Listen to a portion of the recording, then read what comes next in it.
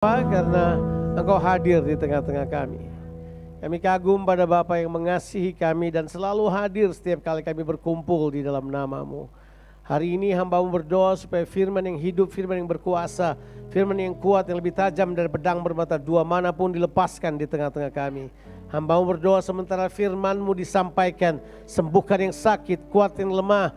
Jawablah Tuhan pertanyaan dalam hati kami, teguhkanlah iman kami oleh firman-Mu. Hamba berdoa supaya roh, hikmat dan wahyu turun ke atas kami untuk mengerti kebenaran firman-Mu. Tuhan, bantu hamba-Mu untuk mengkomunikasikan firman-Mu. Sebab tanpa Engkau hamba tidak bisa berbuat apa-apa. Semua yang hamba ketahui, semua yang hamba siapkan gak ada artinya. Kecuali Tuhan mengurapi hamba-Mu. Tolong hamba-Mu menyampaikan dalam bahasa yang dapat dimengerti. Biar kami semua diberkati oleh firman Tuhan. Bagi Tuhan semua kemuliaan kekal sampai selama-lamanya. Dalam nama Tuhan Yesus Kristus. Haleluya. Amin, amin. Silakan saudara duduk. Shalom saudara-saudara, apa kabar? Puji Tuhan. Saudara kelihatan bersemangat hari ini. Tahukah saudara bahwa hari ini di seluruh dunia gereja Tuhan merayakan hari dicurahkannya Roh Kudus. Jadi hari ini adalah hari pencurahan Roh Kudus yang dirayakan oleh gereja di seluruh dunia. Nah, sekalipun tema kita kali ini adalah Faithful to the King, saya deliberately ingin mengambil waktu untuk membahas sedikit tentang hari Pentakosta ini. Dan kita akan membahas juga tema kita dalam bulan ini. Karena dalam bulan Juni ini tema kita adalah Obedience to the King. Ya, faithful to the King, setia kepada Raja. Ya, tentu itu adalah bagian daripada manifestasi dari kepercayaan kita dan penundukan diri kita kepada Tuhan. Makanya kita perlu sekali untuk menunjukkan kesetiaan kita. By the way, Tuhan kita adalah Tuhan yang setia, betul ya? Saudara boleh gak setia, Tuhan tetap setia. Pendetamu boleh gak setia, Tuhan tetap setia.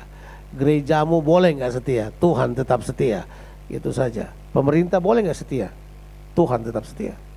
Karena prinsipnya adalah Tuhan tetap setia sekalipun kita nggak setia. Itu dikatakan oleh Alkitab. Kesetiaannya itu adalah terjadi dari pihaknya, dari pribadinya. Dia nggak setia cuma karena saudara bayar berpuluhan. Dia nggak setia bukan cuma karena saudara baik-baik sama orang lain. Dia setia pada saudara no matter what. Ya, tidak peduli apapun yang saudara perbuat, Tuhan setia pada saudara. Kenapa saudara tidak beri tepuk tangan untuk kesetiaan Tuhan yang hebat, yang dahsyat, yang luar biasa? Itu dahsyat kesetiaannya. Rayakan kesetiaan Tuhan hari lepas hari. Nah, saya ingin ambil waktu beberapa saat untuk membahas dengan saudara tentang hari raya Pentakosta. Mengapa hari raya Pentakosta kemudian menjadi penting? Nah, tentu saudara mengetahui bahwa kalau kita berbicara hari raya, itu diambil dari hari raya orang Yahudi tentunya. So, ada narasi di balik hari raya Pentakosta itu.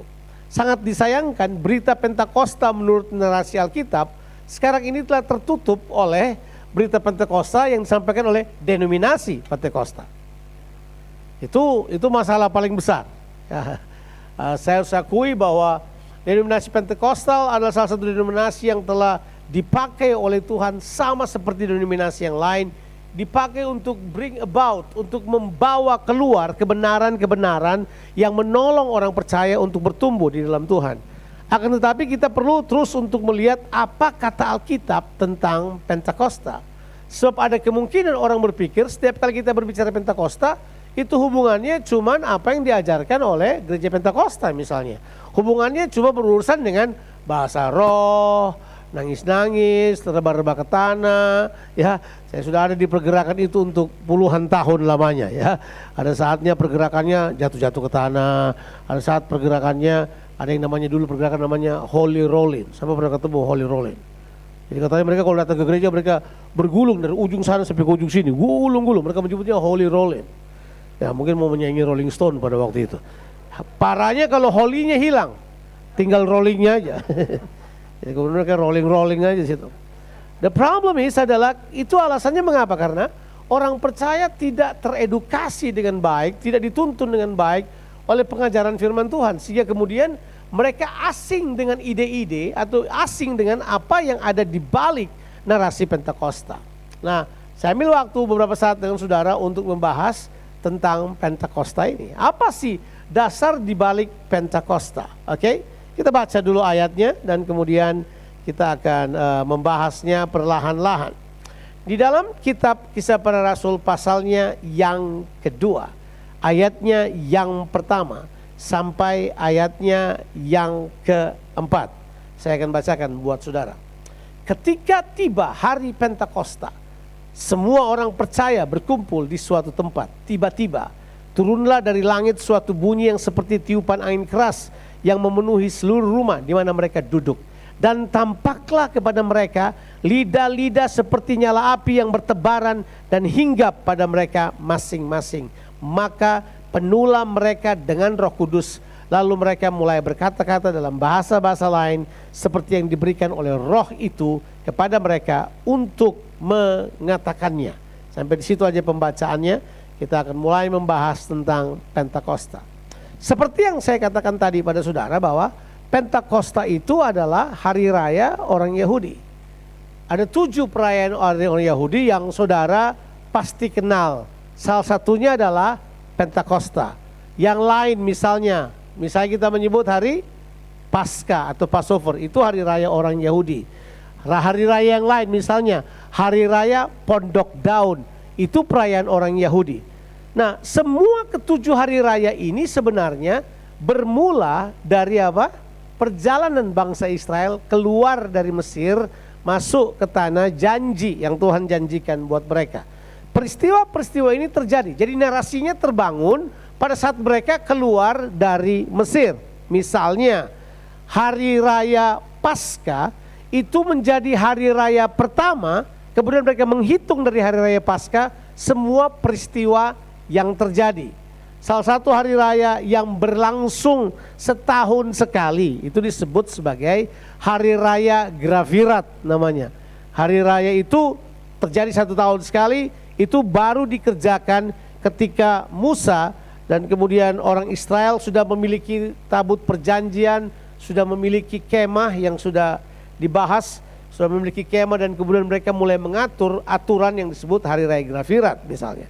Tapi kalau hari raya Pentakosta itu lain.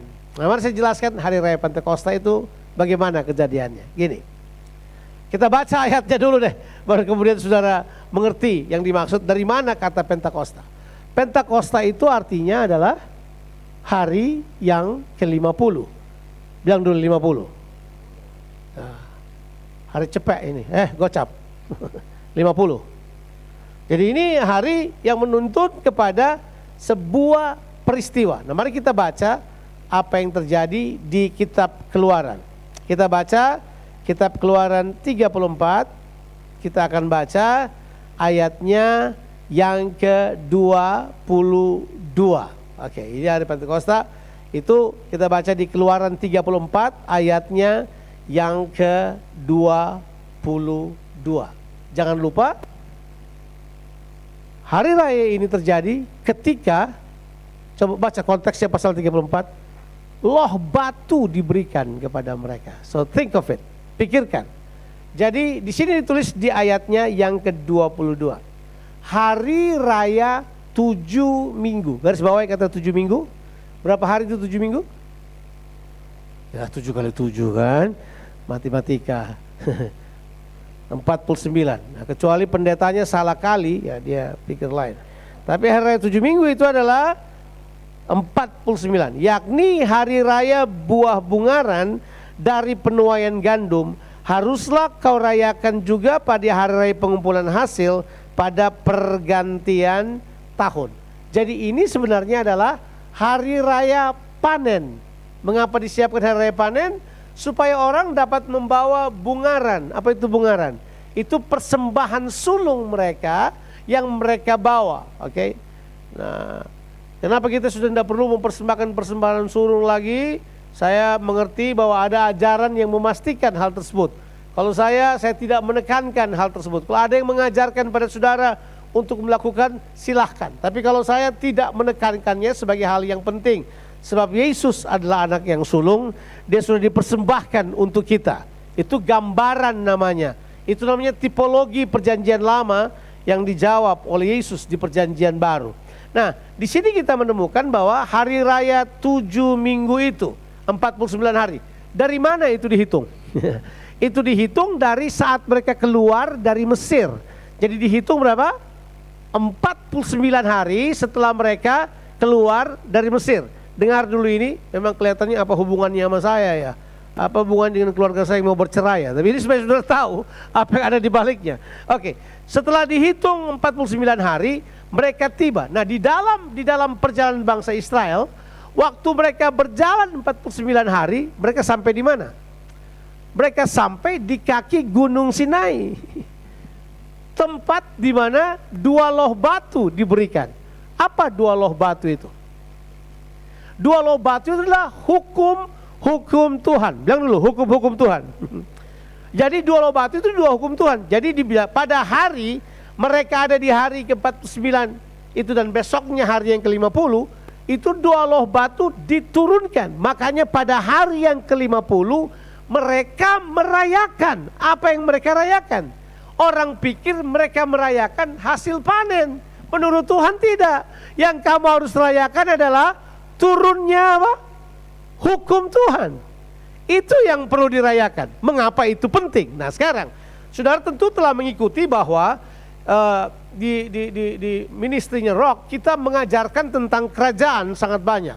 Nah, framing daripada turunnya 2 loh batu itu adalah peristiwa kerajaan.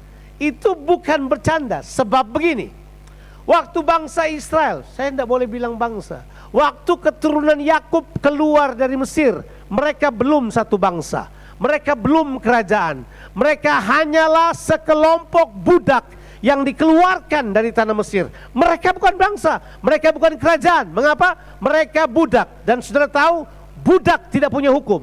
Tahu ya? Budak itu tidak ada hukuman, atau tidak ada hukum yang mereka bisa pegang, atau mereka bisa berjalan dalam hukum. Tidak ada. Budak hukumnya kamu bersalah, kamu mati, selesai. Itu budak. Dan mereka adalah budak di Mesir selama berapa tahun? Kurang lebih 420 tahun mereka menjadi budak di Mesir. Jadi waktu mereka keluar, mereka budak. Mereka bukan bangsa, mereka budak. Mereka adalah orang yang tidak punya identitas, tidak punya hak, tidak punya harga diri, tidak dibela oleh hukum. Mereka adalah orang yang kalau mau dibinasakan, anytime people can kill them. Karena mereka adalah budak. Nah, selama 7 minggu, 49 hari, mereka berjalan sejauh itu, mereka sampai pada sebuah titik yang powerful.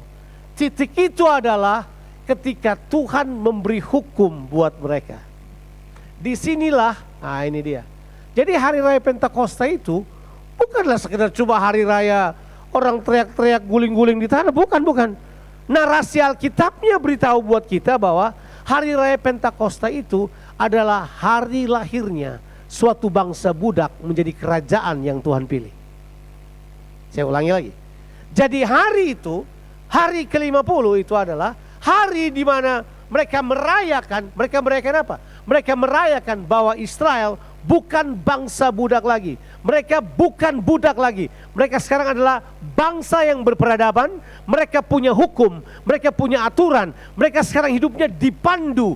Pola tingkah laku mereka tidak lagi menurut cara-cara budak.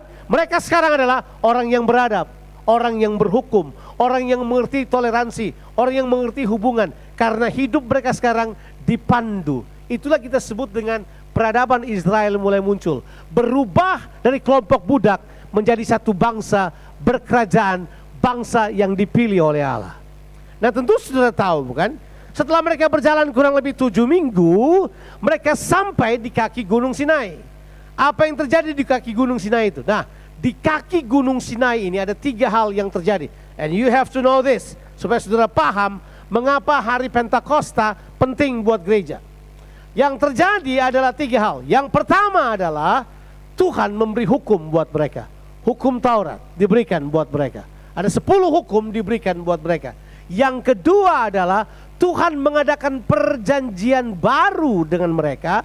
Sebab Tuhan saat itu tidak lagi sekedar berbicara biasa dengan mereka. Tuhan menggunakan perjanjian yang namanya perjanjian Musa. Nah, perjanjian itu adalah kesepakatan antara dua belah pihak, di mana dalam kesepakatan itu masing-masing pihak berjanji dengan sumpah dimateraikan oleh darah untuk melakukan tanggung jawab mereka. Dari pihak Tuhan, Tuhan berikan mereka hukum. Dari pihak manusia, dari pihak bangsa Israel, ada syaratnya. Yuk kita baca syarat apa yang Tuhan katakan untuk mereka. Kita lihat di dalam kitab Keluaran pasalnya yang ke-19, ayatnya yang ke-3 sampai ayatnya yang ke-6. Perhatikan ayat 4 dan ayat yang ke-5. Saya sedang menjelaskan hari yang ke-49 ini pada saudara kan.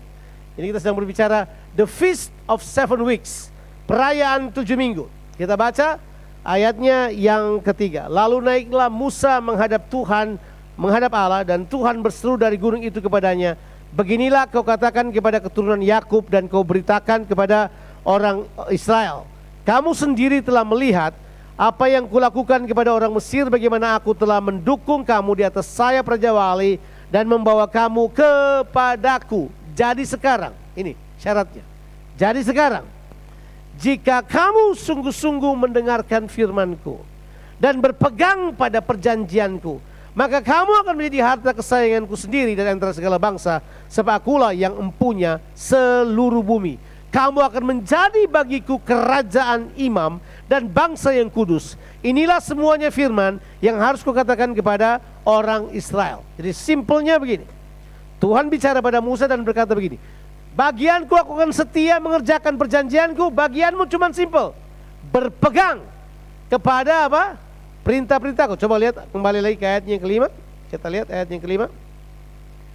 Ya, jadi sekarang jika kamu sungguh-sungguh mendengarkan firman-Ku dan berpegang pada perjanjian-Ku. Bilang dulu kata itu, mendengarkan firman-Ku, berpegang kepada perjanjian-Ku.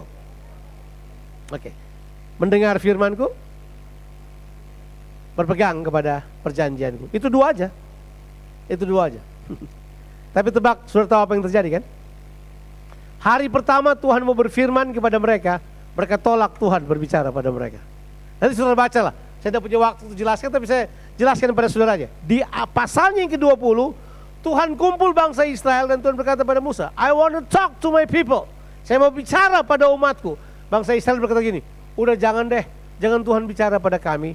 Tuhan bicara pada Musa saja, biar Musa bicara pada kami. Apa namanya itu? Agama.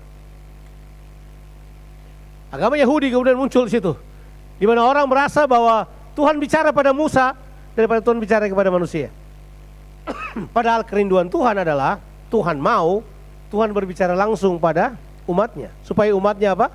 Mendengar dan apa? Memegang perjanjiannya, mendengar suaranya. Hari itu testing paling berat bagi kehidupan bangsa Israel. Mereka gagal kali yang pertama langsung. Mereka menolak Tuhan berbicara pada mereka. Tapi kan Tuhan setia. Kalau berbicara kesetiaan Tuhan adalah, Tuhan kalau sudah berjanji, Dia akan kerjakan. Tujuan Tuhan harus terlaksana. Sebab firman Tuhan harus mencapai tujuannya. Di sini kita menemukan bahwa, di sini nih, luar biasanya. Bangsa Israel kemudian mengikuti sebuah cara kehidupan yang dipandu oleh Tuhan day in, day out. Setiap hari mereka dipandu. Sebab sekarang mereka adalah bangsa yang beradab. Mereka sebuah bangsa. Mereka punya raja. Mereka dipimpin dengan jelas oleh ibadah mereka. Bangsa Israel satu-satunya bangsa di dunia yang dipimpin oleh ibadah. Artinya begini, keadaan mereka bergantung ibadahnya. Kalau mereka tidak setia pada Tuhan, ekonominya mereka hancur. Itu sudah jelas. Kalau mereka tidak ikutin aturan-aturan Tuhan, ekonominya pasti hancur. Jadi ini satu bangsa dipimpin oleh ibadah. Ibadah mereka merupakan ini nih, ekspresi penundukan mereka kepada pemerintahan Tuhan dalam kehidupan mereka. Bilang dulu ibadah. Itu pelajaran bagus buat kita. Bahwa ibadah penting. Sekalipun ibadah itu tidak dibatasi oleh gedung segi 4 ini. Saya protes orang yang berpikir mereka cuma beribadah 1 jam apa 1 jam setengah di gereja, kemudian keluar mereka buat maksud mau-maunya mereka sendiri. Saya lebih prefer berkata bahwa di sini kita beribadah bertemu dengan Tuhan, selebihnya kita beribadah bertemu dengan manusia. Tetap ibadah. Saya tidak beribadah cuma 1 jam setengah aja di dalam ruangan ini. Saya beribadah waktu saya memperlakukan istri saya dengan baik. Saya beribadah waktu saya menjadi ayah yang baik pada anak-anak saya. Saya beribadah waktu saya berhubungan dengan orang-orang yang di dekat saya. Saya beribadah waktu saya kerja di kantor dan saya melakukan yang terbaik bagi Kristus. Saya beribadah waktu saya kemudian menghasilkan hasil yang terbaik dari pekerjaan saya sepanjang hari. Itu ibadah saya buat Tuhan. Jadi kalau ibadah saudara pikir cuma terkurung, kita cuma pintar menyanyi. Makanya kantong-kantong Kristen sekarang bermasalah besar. Mereka jago menyanyi di gereja tapi bodoh kehidupan. Ya kan? Kalau di gereja nyanyi paling merdu, paling bagus, bagi suara, bikin orang pun telinga suak-suaka, rasa bagaimana, dong nyanyi miring-miring. Betul, hidupnya juga miring-miring akhirnya. Terus kemudian habis nyanyi bagus, mereka pulang, mereka hidup seenaknya sendiri. Terus kemudian apakah itu disebut dengan ibadah? Ibadah itu bukan cuma di gedung gereja. Ibadah terjadi di luar sana, dalam kehidupan saudara sehari-hari. Itu adalah highlight dari apa yang terjadi.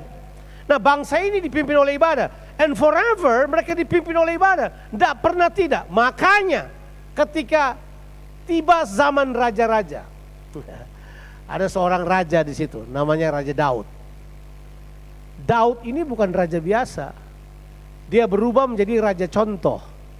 Dia menjadi raja paradigm. Artinya Tuhan bilang gini, mau tahu standarnya raja? Lihat orang ini. Karena orang ini berkenan di hati Tuhan. Apa yang terjadi dengan Daud? Daud itu adalah seorang yang hidup di zaman monarki, tetapi tetap mengikuti pola teokrasi. Artinya gini, Daud itu hidup di zaman para raja, dia berhak ngomong apa aja, tapi dia tidak buat itu. Apa yang Daud buat tercatat dalam kehidupan Daud. Sudah boleh pelajari aja. Daud adalah satu-satunya raja yang telah menggunakan kata ini. Lalu Daud bertanya kepada Tuhan. Itu lebih banyak dari raja yang lain. And David inquires of the Lord. Lalu Daud bertanya pada Tuhan apa yang harus dibuat. Jadi Daud menjadi seorang yang menjadi pelaksana kehendak Allah pada generasinya. Itu jelas.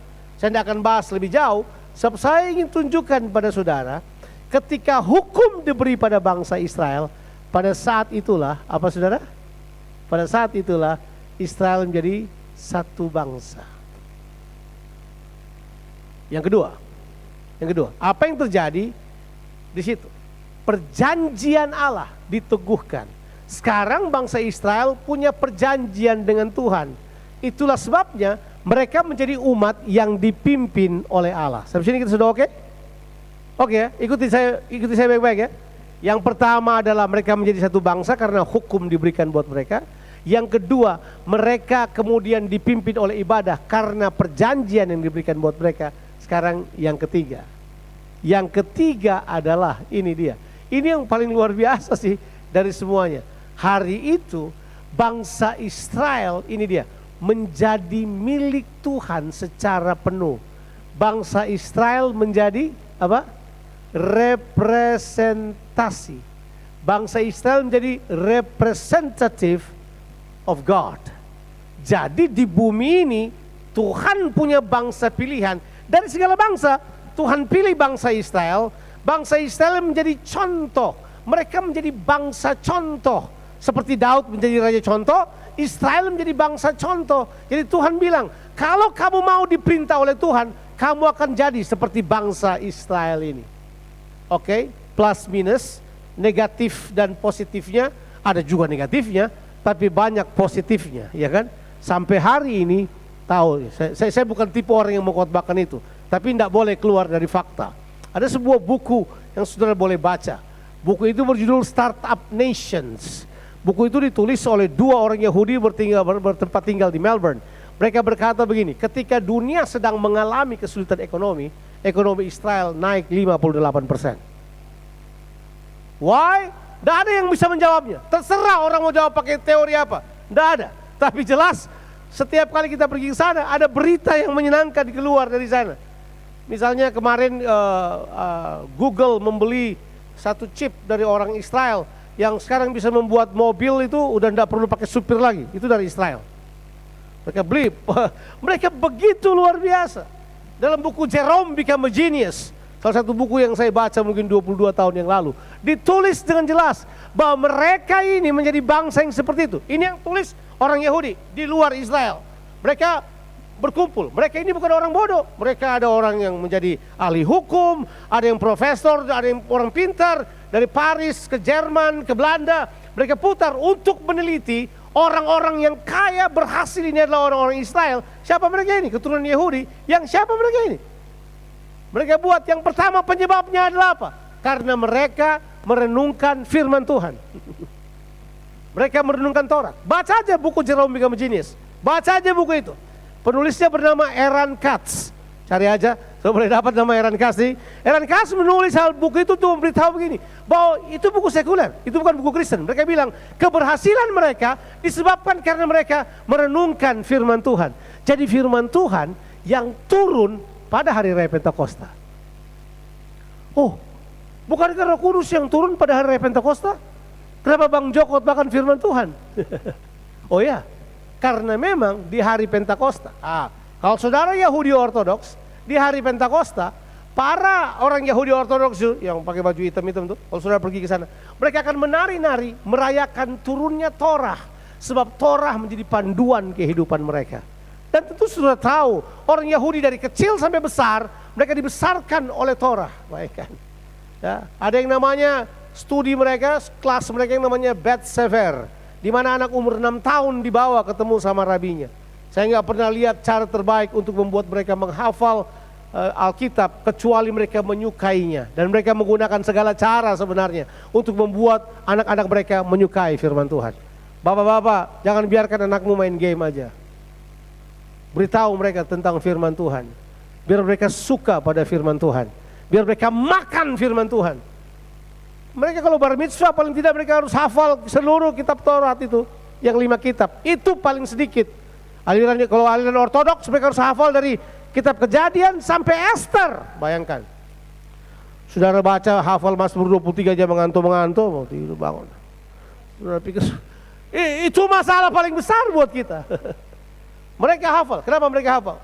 Sebab dari kecil mereka telah diberi masukan-masukan positif bahwa firman Allah itu sangat penting. Oh ya, anak umur 6 tahun kalau mereka datang pada rabi mereka hari pertama, dia akan di blindfold, ditutup matanya, gak lihat apa-apa. Kemudian dia jalan dituntun oleh ayahnya. Sampai di depan ketemu sama rabinya. Rabinya akan tetap tutup dia. Rabinya akan buka, kasih keluar Torah. Kemudian buku Taurat itu dia taruh di depan anak itu. Kemudian lucunya, rabinya akan ambil 1 sendok teh madu. Kemudian rabinya akan berkata, julurkan lidahmu. Anak kecil umur 6 tahun. Terus rabinya kasih masuk 1 sendok madu di lidahnya. Begitu 1 sendok madu masuk ke lidahnya, rabinya pegang tangannya, kemudian kasih Taurat dipegang oleh anak itu. Kemudian rabinya berkata, Taurat Tuhan lebih manis daripada madu. Imagine anak kecil ini seluruh sarafnya dikuasai Taurat Tuhan. Kita kasih sugus dulu anak kita. Terus kemudian apa? Anak kecil itu buka matanya, dia mau tahu Taurat itu kayak apa. Begitu blindfold dilepas, dia lihat ada buku di depannya. Langsung rabi itu berkata, Taurat ini adalah sumber pengetahuan manusia. Hikmat Allah ada di dalam buku itu. Oh, mereka baca, menghafal jadi lebih mudah. Makanya mereka melakukan hal tersebut karena mereka merayakan turunnya firman Tuhan. Masalah paling besar di aliran Pentekostal adalah kita terlalu ngeroh kurang firman Tuhan.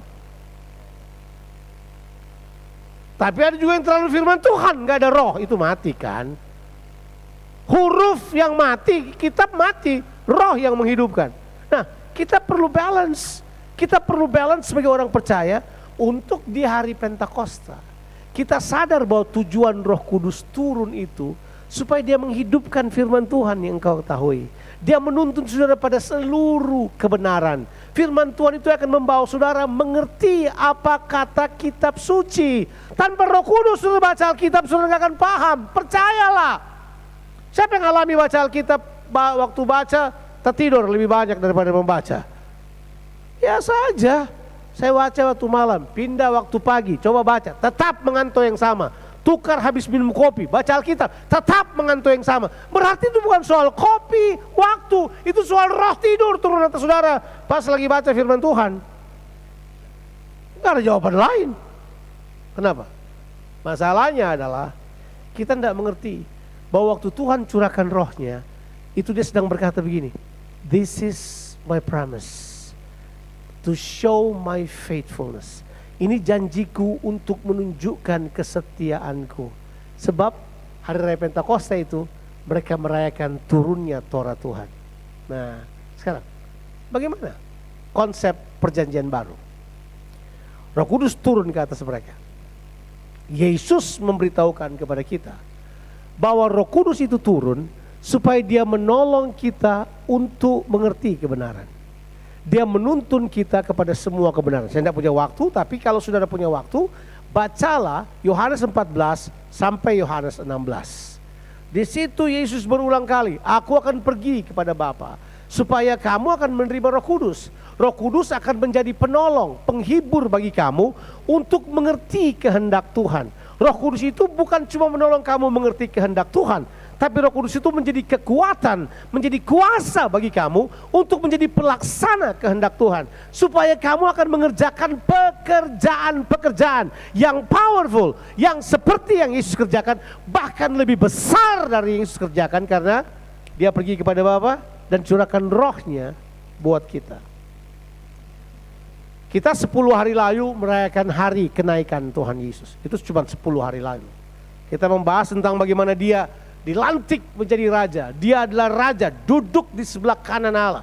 Dia kemudian curahkan Roh Kudusnya buat kita, supaya kita kemudian bergerak di dalam suatu kehidupan yang penuh dengan kemenangan. Kuasanya turun ke atas kita. Mari kita baca beberapa ayat ini sebagai ayat penutup tentang apa yang sedang saya sampaikan kepada saudara. Yang pertama, kita akan lihat dulu di dalam kitab Yesaya 32. Bahwa nubuatan ini penting sekali supaya saudara tahu bahwa arti Roh Kudus turun ke atas kita itu berarti hukum-hukum Tuhan tidak di luar kita lagi, tapi hukum-hukum Tuhan ada di dalam kita. Nah, ini yang paling powerful. Gak ada agama yang menawarkan ini. Cek aja, tanya aja, baca kitab suci yang saudara mau baca.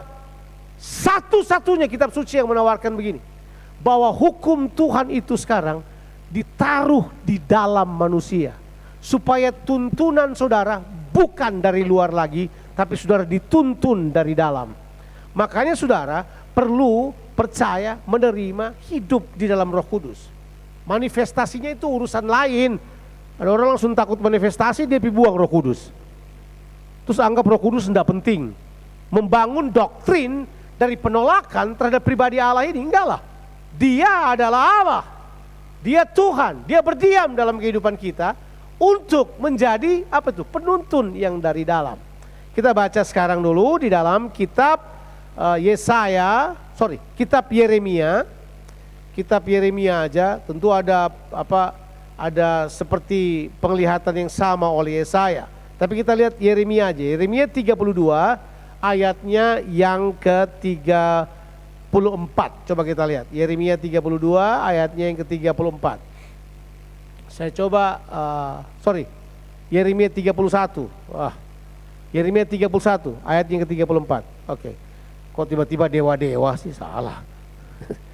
31. Ini. Kita baca dari ayat yang ke-32 deh. Mundur dulu ke atas biar kita dapat konteksnya. Oke, dari ayat yang ke-31 lah kita baca. 31. Ini janjinya. Lihat konteks di atasnya, kalau saudara baca, judulnya itu perjanjian baru. Jadi perjanjian baru sudah dinubuatkan 600 tahun sebelumnya. Dibilang begini, sesungguhnya akan datang waktunya, demikianlah firman Tuhan, aku akan mengadakan perjanjian baru dengan kaum Israel dan kaum Yehuda, bukan seperti perjanjian yang telah kuadakan dengan nenek moyang mereka pada waktu aku memegang tangan mereka untuk membawa mereka keluar dari tanah Mesir. Perjanjian itu telah mereka ingkari, meskipun aku menjadi Tuhan yang berkuasa atas mereka. Demikianlah firman Tuhan. Ayat 32 berurusan dengan apa? Perjanjian Musa yang kita bahas tadi. Ya. Nah, sekarang ayat yang ke-33. Tetapi beginilah perjanjian yang akan kuadakan dengan kaum Israel sesudah waktu itu. Demikianlah firman Tuhan. Nah ini dia, lihat ini. Aku akan menaruh Tauratku dalam apa? Batin mereka.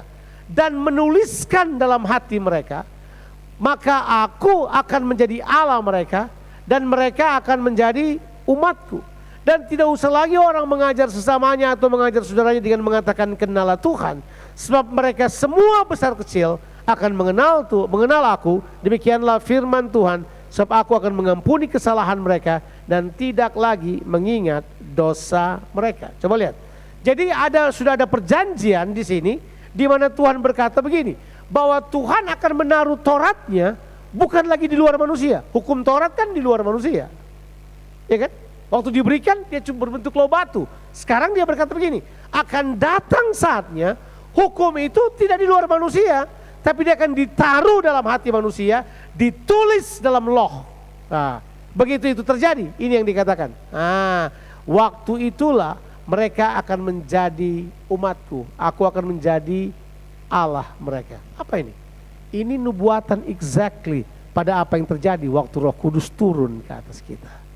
Jadi Roh Kudus itu turun memanifestasikan firman Tuhan dalam kehidupan kita. Waktu saya baru bertobat, saya kena hiri dengan cerita ini. Waktu saya baru bertobat, saya adalah pembaca Suara Martir paling banyak. Saya membaca banyak buku dari Suara Martir. Suara Martir itu dieditorkan oleh seorang yang bernama Richard Wurmbrand. Google nama itu, sudah akan dapat Richard Wurmbrand. Richard Wurmbrand itu adalah salah seorang penulis, ya, editor dari buku itu. Dia adalah berkebangsaan Romania. Dia ditangkap berkali-kali. Di dalam tubuhnya itu ada, kalau tidak salah 9 apa 19 tusukan linggis di tubuhnya. Orang ini terbiasa menderita. Saya banyak baca bukunya dia. Dan ini yang dia katakan, ini powerful sekali. Kalau mereka masuk dalam penjara ini, mereka ada dalam penjara, kan gak ada Alkitab, gak boleh, komunis kan, Rumania waktu itu, gak boleh. Tebak dia beritahu apa dalam tulisannya. Many times, bukan 1, 2, 3 kali, many times, berarti itu, bayangkan kalau dia di penjara 20 tahun, bayangkan, many times, dia berkata apa? Dia bisa mengingat ayat-ayat firman Tuhan yang tertulis persis seperti itu. Tidak ada yang ajar, tidak ada yang beritahu. Many times mereka rewrite the word, mereka tulis ulang ayat-ayat firman Tuhan. Kenapa? Karena Roh Kudus mengingatkannya. Roh Kudus memberitahukan pada mereka. Gak ada pertolongan teknologi apa-apa.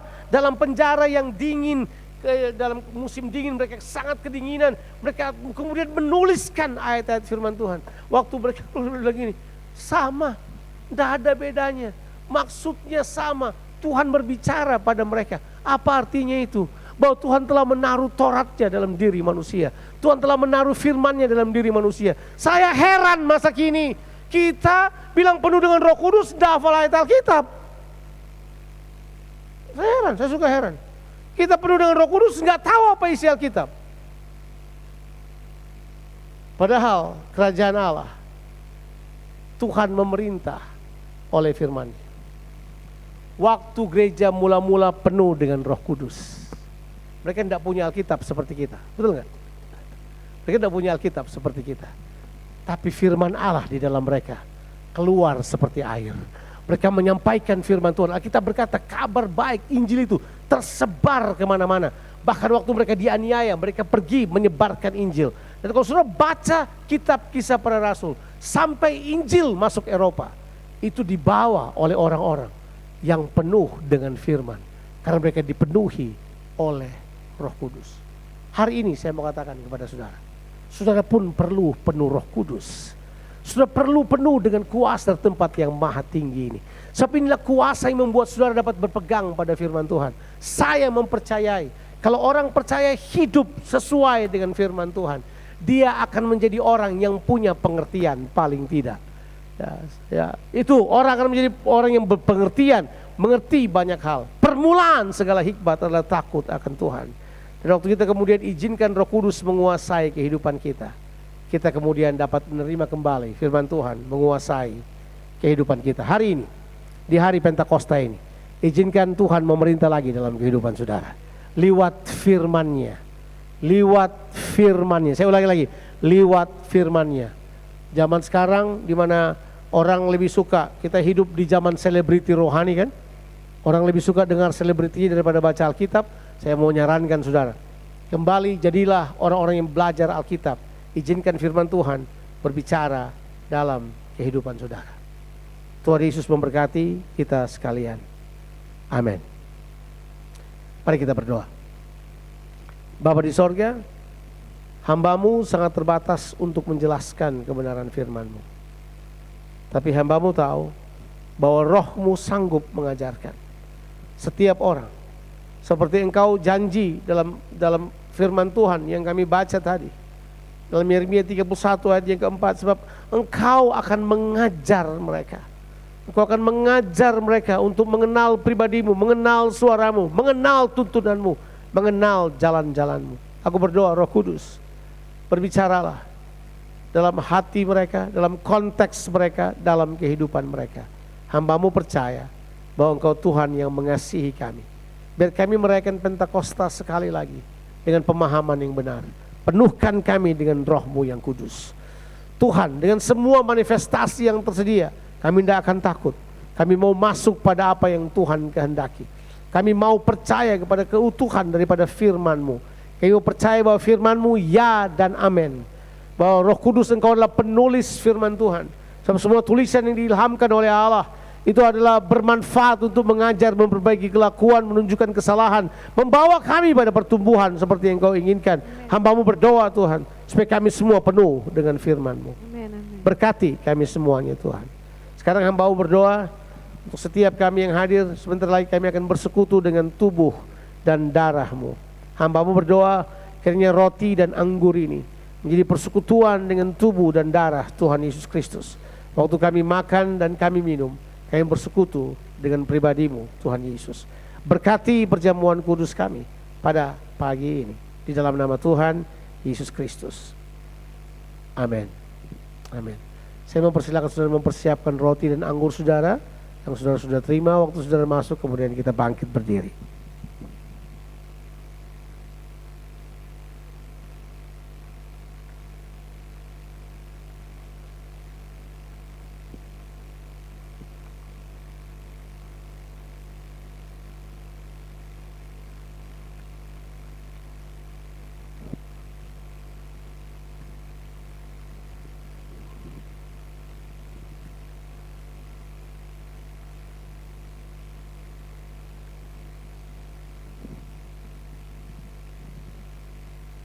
Alkitab mengajarkan kepada kita untuk makan dan minum tubuh dan darah Kristus dengan rasa hormat, dengan pengertian, supaya kita kemudian diberkati olehnya. Kalau saudara sudah mempersiapkannya, saudara sudah mempersiapkan roti dan anggur di tangan saudara, mari saudara angkat roti di tangan kanan saudara dan dengarkanlah apa kata Alkitab tentang makan dan minum tubuh dan darah Tuhan. Sebab apa yang kuteruskan kepadamu telah aku terima dari Tuhan, yaitu Yesus pada malam waktu ia diserahkan, ia mengambil roti dan ia mengucap syukur atasnya, dia memecah-mecahkannya dan berkata, inilah tubuhku yang diserahkan bagi kamu, ambillah menjadi peringatan akan daku. Pada tubuh Kristus ini dia telah menanggung semua dosa saudara, kelemahan saudara, penyakit saudara, kutuk saudara. Dia telah tanggung pada tubuh ini. Dan tubuh ini menjadi tubuh pelaksana kehendak Tuhan yang sempurna di bumi ini. Mari bersekutu dengan tubuh Kristus. Mari makan dengan iman dalam nama Tuhan Yesus Kristus, the body of Christ.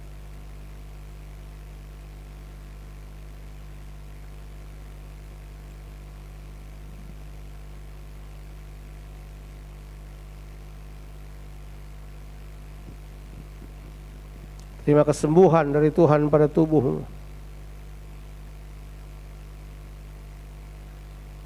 Terima kekuatan dari Tuhan. Mari angkat cawan di tangan kanan kita.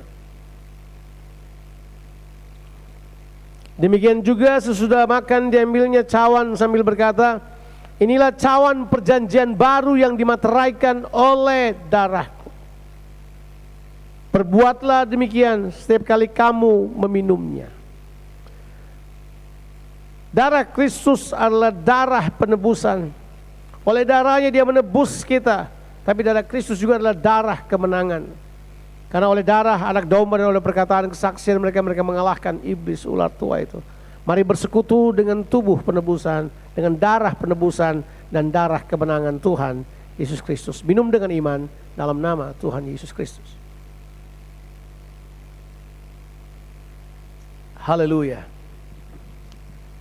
Ambil waktu berbicara pada Tuhan. Take your time. Mari ambil waktu bicara pada Tuhan. Tuhan rindu bersekutu dengan saudara-saudara sekalian. Sampaikan isi hatimu kepada Tuhan. Tuhan baik untuk kita. Thank you Lord. Syukur kepadamu Tuhan. Kami berterima kasih atas kebaikan-Mu bagi kami. Ambil waktu untuk bicara pada Bapa. Saya beri waktu beberapa saat setiap orang bicara pada Bapa yang mengasihi. Sampaikan isi hatimu, sampaikan keluh kesahmu. Sampaikan apa saja yang menjadi kerinduan hatimu. Dia ada. Dia mendengarkannya. Dia mengasihi engkau.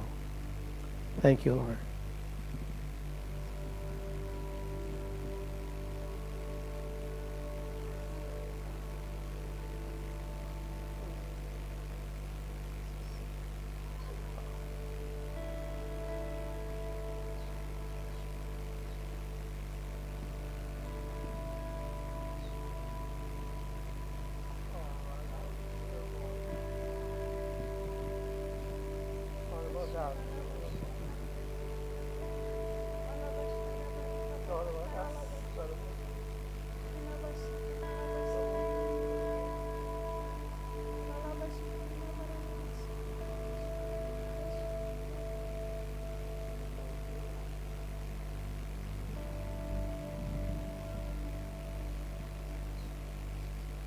Thank you Jesus.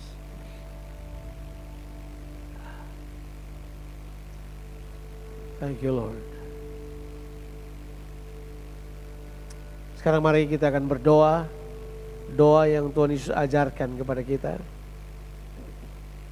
Jangan dengan cara agamawi, tapi berdoalah karena engkau rindu supaya kerajaannya dinyatakan di muka bumi ini seperti di sorga. Kehendaknya terlaksana lewat kehidupan kita seperti di sorga terjadi di bumi ini. Mari kita doa bersama-sama doa itu. Bapa kami yang di sorga, dikuduskanlah namamu, datanglah kerajaanmu, jadilah kehendakmu di bumi seperti di sorga. Berikanlah pada hari ini makan kami yang secukupnya, dan ampunilah kami akan kesalahan kami, seperti kami juga mengampuni orang yang bersalah kepada kami. Dan janganlah membawa kami ke dalam pencobaan, tapi lepaskanlah kami daripada yang jahat, karena Engkaulah yang mempunyai kerajaan dan kuasa dan kemuliaan sampai selama-lamanya. Amin.